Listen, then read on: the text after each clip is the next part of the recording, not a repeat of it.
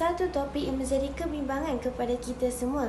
Namun begitu, apakah itu perubahan iklim? Perubahan iklim merupakan perubahan jangka panjang iklim yang berlaku selama beberapa dekad, berabad-abad atau lebih lama lagi. Ia berlaku disebabkan oleh peningkatan gas rumah hijau yang semakin tinggi di atmosfera bumi. Apakah faktor yang menjadi punca kepada perubahan iklim? Faktor utama yang menyebabkan berlakunya perubahan iklim ialah pembalakan hutan. Aktiviti pembalakan hutan akan memusnahkan tumbuh-tumbuhan yang berfungsi untuk menyerap gas rumah hijau iaitu karbon dioksida dan membebaskan gas oksigen yang sangat penting bagi mengekalkan kestabilan suhu bumi.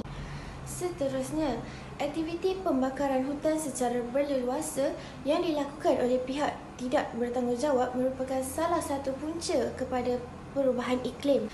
Aktiviti pembakaran ini akan menghasilkan banyak habuk serta membebaskan gas karbon dioksida di udara. Gas karbon dioksida yang berlebihan di udara akan memerangkap haba, seterusnya menjadi punca kepada peningkatan suhu bumi kita. Adakah anda mengambil tahu tentang kesan perubahan iklim kepada dunia? Antara kesan perubahan iklim ialah menyebabkan peningkatan suhu bumi. Haba daripada cahaya matahari diperangkap oleh gas-gas rumah hijau seperti karbon dioksida, karbon monoksida dan metana yang menyebabkannya tidak dapat dipantulkan kembali ke luar bumi. Keadaan ini boleh menyumbang kepada pemanasan global. Dilihat dari perspektif yang berbeza, perubahan iklim juga memberi kesan kepada hasil pertanian dunia. Hasil pertanian yang menjadi makanan asasi manusia seperti gandum, jagung dan padi berkurangan yang menyebabkan krisis kekurangan makanan berlaku. Tambahan pula, perubahan iklim juga turut menyumbang kepada bencana alam seperti kemarau yang menyebabkan tanah menjadi tandus. Ini telah memaksa manusia mencari jalan lain untuk kekal mendapatkan sumber makanan secara berterusan.